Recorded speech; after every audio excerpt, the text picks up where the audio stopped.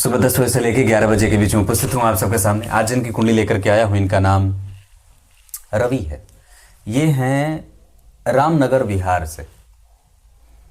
इनके पिताजी ने इनकी कुंडली भेजी है और पूछा है कि आईएएस आईपीएस का योग है कि नहीं है, नौकरी खुद की करे या फिर व्यवसाय खुद का करे या नौकरी करे सरकारी, आदि आदि सवाल इनके पूछे हैं इन्होंने। कृष्ण पक्ष के द्वादशी के चंद्रमा है। भगवान अपने बच्चे को अवश्य ही कहने की आवश्यकता है कि मेहनत करनी होगी, क्योंकि इस भाव के अधिपति जरूर ही उच्च के हैं और मंगल से दृष्ट है। ये सबसे अच्छी बात है। शुक्र के साथ चंद्रमा का होना, गुरु से केंद्र में होना, बुध का मंगल से दृष्ट होना, मंगल का चंद्रमा से दृष्ट होना, चंद्रमा का मंगल से दृष्ट होना, शुक्र का मंगल से दृष्ट होना, यहाँ सूर्य के साथ राहु का बैठना अष्टम भाव के अधिपति होकर के, और यहाँ के अधिपति छठवें भाव के अधिपति का नौकरी योग लगाना, उच्च के गुरु का प्रभाव लाभ भाव पे, लग्न पे और तृतीय भाव पे, ये सब जन्म कुंडली को मजबूती दे रहे हैं। थोड़ी सी गड़बड़ी यहाँ सूर्य पैदा करेंगे, जिसके कारण व्यक्ति को अपने आत्मबल पे फोकस करने की आवश्यकता है। ये कुंडली हर तरीके से संपूर्णतया हो सकती है, क्योंकि यहाँ केंद्र में गुरु हैं, मंगल को देख रहे हैं, सूर्य को देख रहे हैं, चंद्रमा को देख रहे हैं, ये तो सबसे अच्छी बात है। शनि की दृष्टि अपनी राशि पे, शुक्र और बुध यहाँ पे, जहां पे शुक्र ने बुध को कमजोर भी करने की कोशिश करी है, हालांकि केंद्र के अधिपति हैं। यहाँ उच्च के सूर्य हो जा रहे हैं। यहाँ सूर्य जन्म कुंडली में त्रिकोण में बैठे थे, यहाँ केंद्र में आ रहे हैं। राहु स्वग्रह ही इस भाव के अधिपति लाभ भाव में, बहुत बढ़िया, पंचम को देख रहे हैं। और यहाँ पे सप्तम भाव के अधिपति उच्च के नवांश कुंडली को मजबूती। यहाँ गुरु 12वें, इस वजह से संतुलन ही होगा, गड़बड़ नहीं है। पर अब बात समझने की है कि दशम भाव के अधिपति जन्म कुंडली में दशम को देख रहे हैं। दशम भाव के अधिपति जो शुक्र हैं वो छठवें भाव के अधिपति के साथ युति कर रहे हैं। ऐसी अवस्था में व्यक्ति को सरकारी नौकरी की कोशिश में अवश्य ही लगना चाहिए। छठवां भाव जन्म कुंडली में मिथुन का बना है और उसमें शनि का बैठना, बुध का छठवें भाव के अधिपति होकर के चतुर्थ में बैठना, गुरु से केंद्र में, और जो स्थिति बन रही है, ये कुंडली आपके लिए बिल्कुल ही आपके सवाल के साथ खड़ी है और हाँ में उत्तर जाता है। पर नेगेटिव चंद्रमा का कृष्ण पक्ष के द्वादशी का होना, ग्रीष्म ऋतु में जन्म होना, ये जो दो चीजें हैं, जैसे कृष्ण पक्ष के द्वादशी के चंद्रमा पापक होते हैं तो व्यक्ति के कंसंट्रेशन को बिलो करते हैं। व्यक्ति रेगुलर एक जैसी मेहनत नहीं करता है, बार बार उसके काम में व्यवधान आने के योग बनते हैं और वो उसके स्वास्थ्य में, उसके पढ़ाई के खर्चे में भी कभी कभी गड़बड़ी होती है। एक बात बता दूं, अश्विनी नक्षत्र बहुत बढ़िया, सौभाग्य योग बहुत बढ़िया है। क्षत्रिय वर्ण और देवगण के होने के कारण व्यक्ति के पास राजसिक और सात्विक गुणों से वो लबालब भरा हुआ है। लग्न के अधिपति छठवें में, ये व्यक्ति के काम को एक बार में सफल नहीं होने दे, एक काम को 2 बार 3 बार में करवाए। पर गुरु उच्च के हैं, शुक्र और बुध और चंद्रमा यहाँ पे बहुत अच्छे बैठे हैं, जिसमें शुक्र और चंद्रमा तो बहुत ही ज्यादा अच्छे हैं। मंगल की दृष्टि यहाँ पे अपनी राशि पे, तो इस वजह से चतुर्थ भाव बली हो जाएगा। चतुर्थ भाव बलवान, पंचम भाव की स्थिति थोड़ी गड़बड़ है। हमें सूर्य की उपासना करनी है। बजरंगबली की कृपा से आलस्य के त्याग में जातक को ध्यान देना चाहिए। और यहाँ पे जो दशमांश कुंडली की स्थिति बनी है वो बहुत ज्यादा अच्छी बनी है। लग्न के अधिपति का धन भाव में धनेश के साथ बैठना, शनि की दृष्टि लग्न पे, शनि की दृष्टि जिस स्थिति में है अष्टम भाव पे, इस हिसाब से व्यक्ति की आयु, और मंगल उच्च के केंद्र में चंद्रमा और मंगल का संबंध जातक को सांसारिक सुखों का भोक्ता, चल अचल संपत्ति का मालिक और श्रेष्ठतम संबंधों में जाने वाला, प्रतिष्ठित और प्रबुद्ध बना देता है। विलक्षण योग बनते हैं। व्यक्ति के पास काम कला की अधिकता न हो और उसमें बैलेंस बना रहे, इसके लिए सूर्य की उपासना करनी चाहिए। भगवान सूर्य को जल, रक्त चंदन की माला, रविवार को नमक, विष्णु सहस्त्र नाम का पाठ, शिव अमोघ कवच का पाठ आदि आदि करते रहने की आवश्यकता है। इस कुंडली में 8 तारीख बहुत अच्छी रहेगी, अनुराधा नक्षत्र बहुत अच्छा रहेगा। लग्न 2 डिग्री 42 कला का उत्तराषाढ़ा नक्षत्र के दूसरे चरण के अधिपति जन्म कुंडली में शनि और सूर्य का संबंध बनेगा। इस कुंडली के लिए शनि लग्नेश होते हैं, उत्तराषाढ़ा नक्षत्र उत्तराषाढ़ा नक्षत्र के अधिपति सूर्य होते हैं। सूर्य और शनि की दशा में से शनि की दशा इस कुंडली के लिए अच्छी जाएगी। सूर्य थोड़े कमजोर होंगे, जहां व्यक्ति के पिता को आर्थिक रूप से, सामाजिक रूप से कमजोर न होने दे, इसका ध्यान रखना चाहिए। पंचम भाव में सूर्य और राहु का संबंध जातक को कई बार गड़बड़ी में रख सकता है। इस वजह से कि जब सूर्य के साथ राहु की डिग्री में अब जब देखेंगे तो 5 डिग्री के राहु हैं और 12 डिग्री के सूर्य। ये अवस्था बहुत ज्यादा दूर नहीं है तो क्लोज भी नहीं है, तो बहुत सन्निकट ही है, 7 डिग्री का दोनों में अंतर। इस वजह से व्यक्ति को अपने आत्मबल पे भरोसा रखने की आवश्यकता है। अभी दशा चल रही है जन्म कुंडली में शुक्र की, जो इस कुंडली का सर्वाधिक महत्वपूर्ण और कारक ग्रह होता है। दिग्बल क्षेत्र में बैठे हैं, मंगल से दृष्ट हैं इस कुंडली के लाभेश से, जो अभी भी जातक को 2028 तक कम से कम नौकरी के योगों में रख रहा है। आराम से नौकरी के लिए तैयारी होनी चाहिए।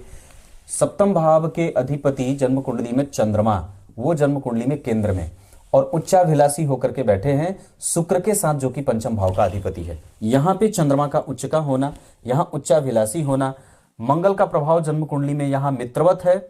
शुक्र और बुध यहां पे थोड़ी कमजोरी पैदा करेंगे। विवाह आदि का संबंध थोड़ा बहुत कमजोर मैं देख सकता हूं। हालांकि पंचम भाव से पहले चतुर्थ भाव पे गुरु की दृष्टि है, और गुरु की दृष्टि जन्म कुंडली में शनि की दृष्टि यहां पे सप्तम भाव के अधिपति चंद्रमा पे है। इसे भी ठीक कहूंगा, क्योंकि लग्नेश कम से कम लग्न को देख रहे हैं। लग्नेश और सप्तमेश का संबंध है। व्यक्ति के जीवन में कई लोग आते जाते हैं, उनके जीवन में लोगों का आना जाना लगा रहता है। किसी से भी बहुत ज्यादा अटैच होने की कोई आवश्यकता नहीं है। सबके साथ संतुलित संबंध रखिए, और किसी के भी चक्कर में बहुत ज्यादा पड़ने के कारण व्यक्ति के परिणाम को बाधित होते देख रहा हूं। यहां आप जितने ज्यादा लोगों से मिलेंगे उतनी ज्यादा आपके अंदर आपके काम से वैमनस्य बढ़ता जाएगा, और आपके अपने काम से फोकस में गड़बड़ी हो सकती है। कर्म क्षेत्र आपकी कुंडली में बहुत अच्छा बना है, इसको ठीक रखने की कोशिश करिए। आपकी कुंडली का मंगल बलवान है, आपकी कुंडली में चंद्रमा बढ़िया होंगे, शुक्र बढ़िया होंगे, शनि बुध गुरु कोई भी ग्रह कमजोर नहीं, सूर्य थोड़े कमजोर है। इस वजह से सूर्य को आराधित करिए। हनुमान चालीसा का पाठ इस कुंडली में बनेगा। मेष राशि बनती है, राशि का अधिपति उच्च का है, राशि से केंद्र में है। धनेश जन्म कुंडली में 6वें भाव में, इस वजह से किसी को भी देना नहीं चाहिए। आयु आपकी अच्छी है। शनि मंगल का प्रभाव अष्टम भाव पे है। गुप्त बीमारियां ना हो, इंद्रियों का सुख बहुत ज्यादा व्यक्ति को लालायित ना करे। पेट की परेशानी, जंगलों में जाना, नदी के किनारे जाना, तालाब में जाना, वाटरफॉल में जाना, और किसी अनजाने के द्वारा दी गई कोई भी वस्तु का खा लेना, ये आपके लिए सूट नहीं करेगा। जितना ज्यादा हो सके लोगों से दूर रहें। अपने काम पे कैसे फोकस बढ़ाया जाए इस पे ध्यान रखें। सर्दी खांसी जुकाम माताजी को ना हो। माताजी और पिताजी आपकी वजह से थोड़े चिंतित होंगे, क्योंकि इस भाव के अधिपति हैं, इस भाव पे दृष्टि है, तो माता और पिता का सुख तो बहुत अच्छा देख रहा हूं। दोनों का संतुलन बहुत अच्छा रहेगा। व्यक्ति माता और पिता की सेवा भी करेगा। पर वस्तुतः इस कुंडली में अगर कोई कमजोरी है तो कृष्ण पक्ष के द्वादशी, त्रयोदशी, चतुर्दशी और अमावस्या के चंद्रमा अच्छे नहीं होते। मैं उसे अच्छा नहीं मानता। इस कारण से हमें थोड़ी सी गड़बड़ होने की संकेत की स्थिति में मैं जा रहा हूं। अन्यथा तो ये कुंडली कभी भी परेशान नहीं है। चंद्रमा बढ़िया बैठे हैं, रोहिणी नक्षत्र के सूर्य हैं, और चंद्रमा अश्विनी नक्षत्र के हैं। अगर आप कल को चाहें तो साथ में व्यापार कर सकते हैं, पार्टनरशिप में नौकरी भी करवा सकते हैं, अपने खुद का रोजगार भी व्यक्ति आसानी से उपलब्ध करवा लेता है और कर लेता है। कुंडली अच्छी बनी है। सुखेश लग्न में उच्च के, केतु 11वें भाव में जिसके अधिपति लाभेश लग्न में उच्च के हैं। चंद्रमा बहुत बढ़िया सप्तम भाव के साथ दशम भाव बहुत अच्छा बना है। पंचम भाव थोड़ा गड़बड़ हो रहा है। भाग्य भाव भी ठीक बना है, व्यक्ति माता की सेवा खूब करेगा। दशम भाव भी ठीक बना है, क्योंकि इस भाव से केंद्र में गुरु, इस भाव पे शुक्र चंद्रमा का प्रभाव है। कल को अगर आप चाहें तो अपनी नौकरी खुद से अपनी नौकरी भी बना सकते हैं, लोगों को अपने यहाँ रोजगार दे सकते हैं। आपकी कुंडली में नौकरी की तैयारी अवश्य करनी चाहिए। निश्चित रूप से इस कुंडली के लिए 8 तारीख बहुत अच्छी रहेगी, मैंने बताया।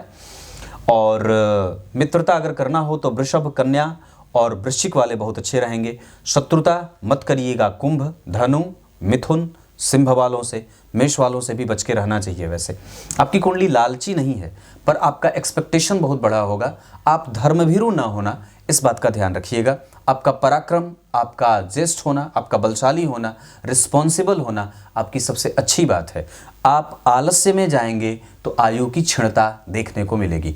और व्यक्ति की कुंडली में शनि की दशा सबसे अच्छी जाएगी, सूर्य की दशा थोड़ी सी परेशानी वाली जाएगी, शुक्र की दशा, मंगल की दशा बहुत अच्छी जाएगी। यानी कि शनि, शुक्र, मंगल, चंद्रमा की दशा भी अच्छी जाएगी इस कुंडली के लिए। प्रधानतया चंद्रमा इस कुंडली के लिए मारक नहीं होते, वो सहायक मारक के रूप में उपस्थित होंगे। हालांकि वो केंद्र में बैठे हैं और किसी भी मारक ग्रह के साथ उनका कोई कनेक्शन नहीं है, इस वजह से चंद्रमा यहाँ मारक नहीं होंगे। सूर्य भी यहाँ पे कमजोर नहीं होंगे। अगर वो राहु के साथ नहीं बैठे होते तो और भी ज़्यादा अच्छे परिणाम दे सकते थे। दशाओं के क्रम में अगर बात कहूँगा तो आपकी कुंडली में गुरु की दशा, मकर लग्न की कुंडली के लिए गुरु बहुत अच्छे भाव के अधिपति नहीं होने के बाद भी ऐसा नहीं है कि वो परिणाम खराब करेंगे, क्योंकि उच्च के बैठे हैं, सप्तम भाव में बैठे हैं। ये दाम्पत्य में और विवाह में कई बार पत्नी बहुत ज़्यादा अच्छी मिलती हैं, सुहृद मिलती हैं, बुद्धिमान और दार्शनिक मिलती हैं, जिनका दर्शन बड़ा ही बेहतर होता है। और एक बात बता दूं, चंद्रमा की दशा भी आपकी कुंडली में धनदायक होगी। इस कुंडली के लिए शनि की दशा भी बहुत अच्छी होगी, पर थोड़ी पराक्रम के बाद उनका प्रभाव बिल्कुल अच्छा बनेगा। आपको मेहनती बनाएंगे। शनि और गुरु आपको नौकरी देने वाले बनाएंगे। मंगल भी आपकी कुंडली में संपूर्ण है, उनके कारण आपको बल मिलेगा।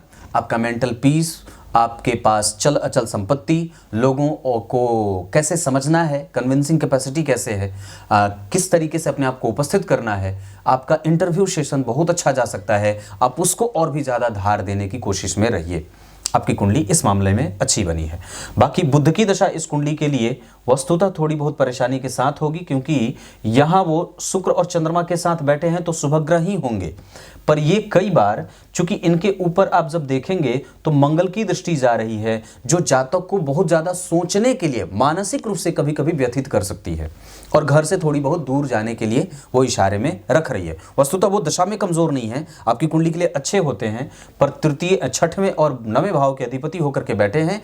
यही बुध आपकी कुंडली में नौकरी के लिए आपके प्रयासों को सफल करने वाला भी बनेगा।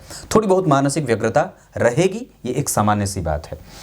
शुक्र आपकी कुंडली में जिस स्थिति से बैठे हैं उसके आधार पर ये नौकरी, पद और प्रतिष्ठा देने वाले, व्यक्ति को अनुभवी और सांभ्रांत बनाने वाले बनेंगे। केतु आपकी कुंडली में कम पैसों पर नौकरी करवा करके पर आपको अनुभव देने वाले ग्रह बनेंगे।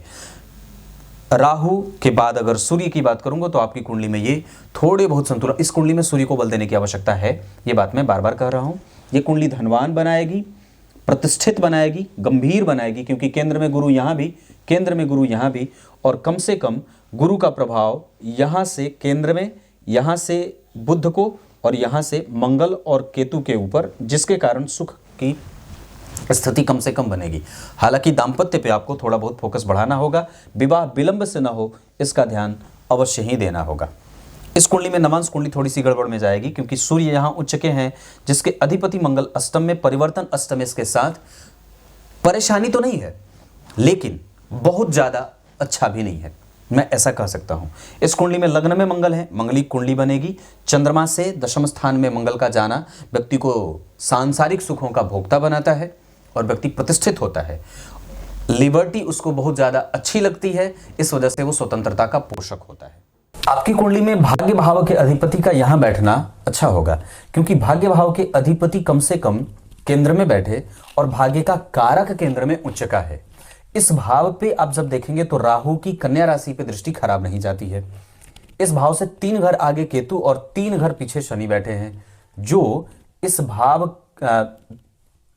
से 3 घर पीछे गुरु और इस भाव से 4 घर आगे पीछे शनि बैठे हैं, जो भाग्य के प्रभावों को कमजोर कर। मैं इसी के कारण बुध की दशा को थोड़ी बहुत कमजोरीपन में जाने के लिए बोल रहा था।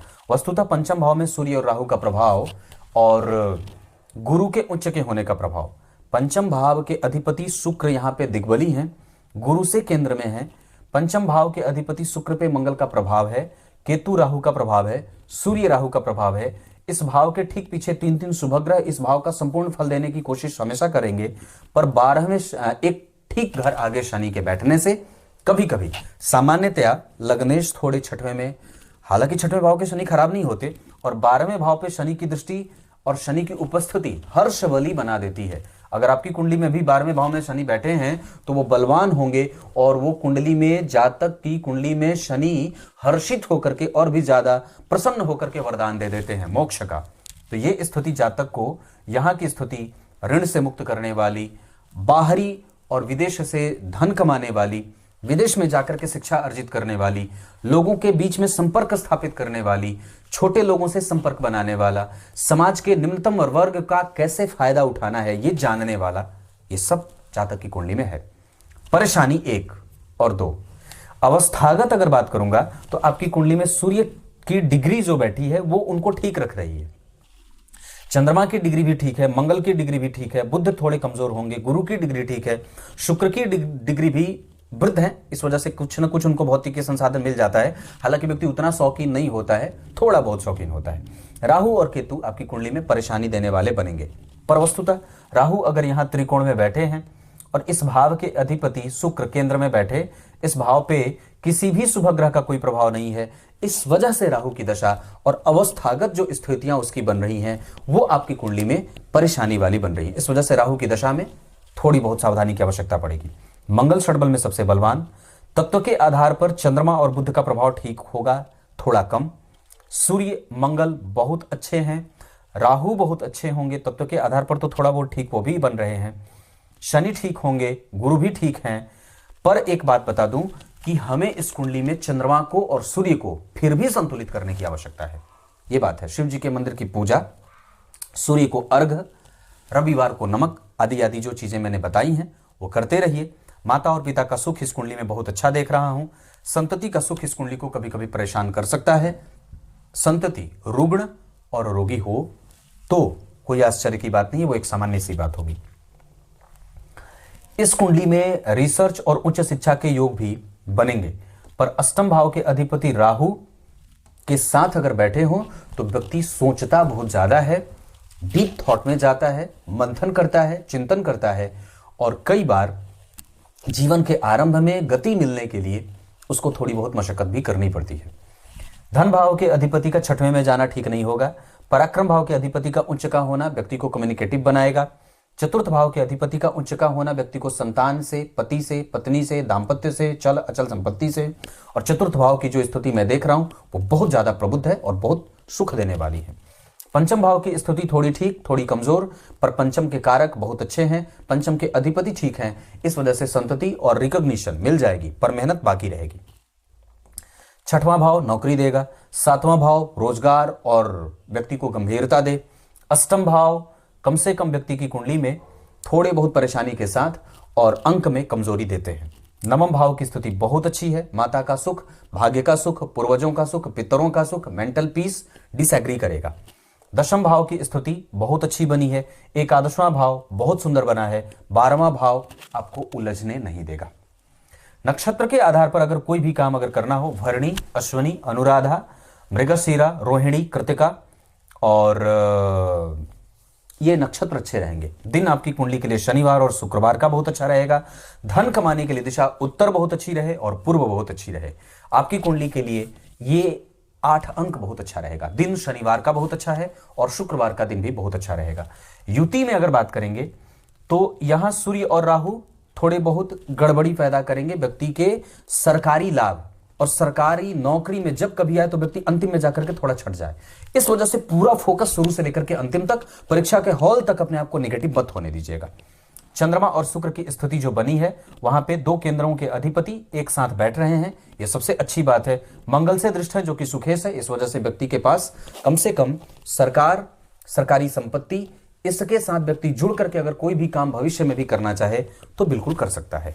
बुध यहां बैठे हैं, शुभग्रह होंगे, भाग्येश होकर के बैठे हैं, गुरु से केंद्र में बैठे हैं तो व्यक्ति को पिता का आशीर्वाद मिलता रहता है। व्यक्ति के पिता बहुत ज्यादा चिंतित होते हैं और वो थोड़े मायावी भी होते हैं। उनके पास आर्थिक परेशानी अलग तरीके की होती है, पर बेटे को पढ़ाने के लिए हमेशा तत्पर है। कुछ इसी तरीके से आज के कार्यक्रम का समापन करते हैं। तब तक के लिए इजाजत दीजिए। अभी आपके ऊपर से दशा बहुत अच्छी चल रही है 2028 तक, बिल्कुल भी हटने की आवश्यकता नहीं है। तब तक के लिए बहुत बहुत नमस्कार।